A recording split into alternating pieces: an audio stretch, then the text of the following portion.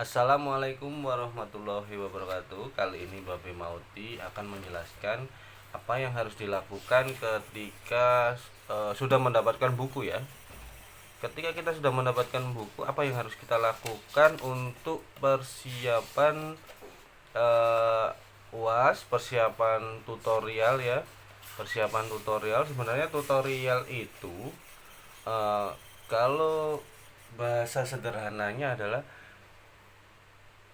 ini ujian tengah semester gitu ya, ujian tengah semester UTS kalau yang dilakukan di universitas ya.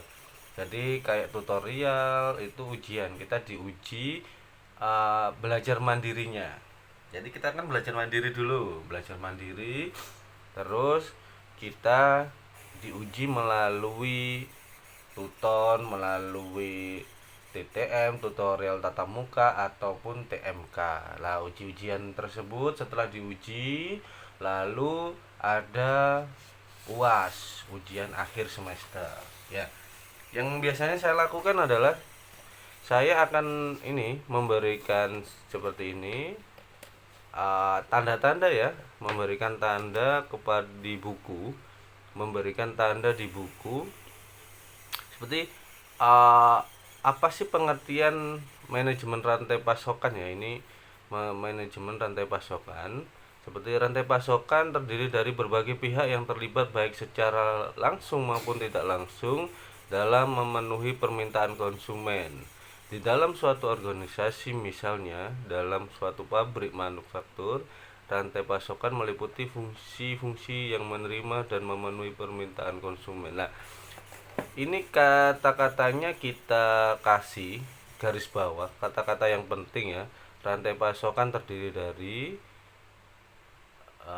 berbagai pihak ini. Terus misalnya ini kita kasih tanda ya, terserah tandanya apa. Yang penting bisa memberikan ini ya, pemahaman. Nah, kalau saya pribadi, fungsi dari memberikan tanda ini adalah kita ketika nanti tutorial itu tidak terlalu susah mencarinya gitu. Oh, manajemen rantai pasokan dapat diartikan. Jadi tidak susah. Ya.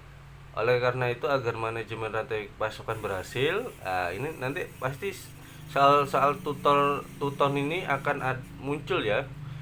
Jadi kita tidak susah mencarinya karena kita sudah memberikan tanda. Dan kalau ujian UAS, karena kita sudah membaca dan memberikan tanda, ini tidak ini ya, bisa mensuplai daya ingat kita, mensuplai ingatan kita tentang oh apa sih.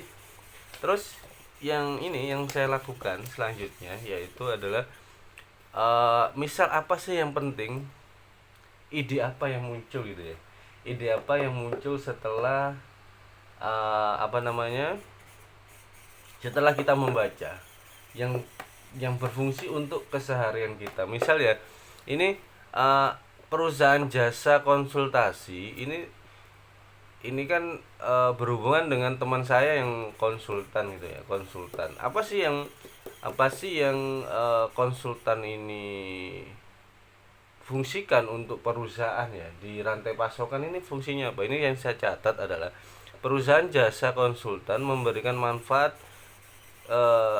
karena peran mereka menjual produk dengan biaya terendah.